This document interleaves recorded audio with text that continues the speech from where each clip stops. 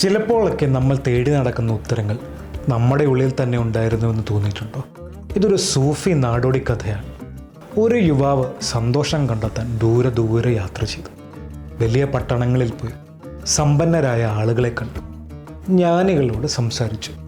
പക്ഷേ എവിടെ എത്തിയാലും അവൻ്റെ മനസ്സിൽ എന്തോ ഒരു ശൂന്യത ബാക്കി നിൽക്കും.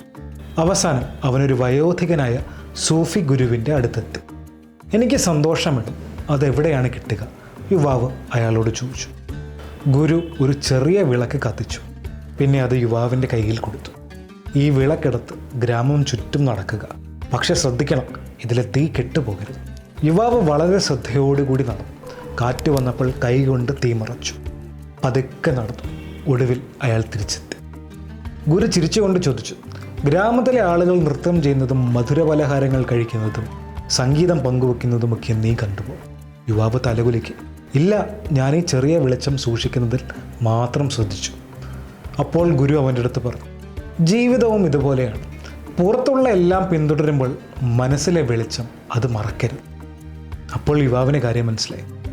സന്തോഷം അത് പലപ്പോഴും നമ്മുടെ ഉള്ളിൽ തന്നെയായിരിക്കും. ഇതുപോലെ അവനവൻ്റെ ഉള്ളിൽ നിന്നും സന്തോഷം കണ്ടെത്തുന്ന ഒരാൾ നിങ്ങൾക്കും അറിയാമായിരിക്കുമല്ലോ.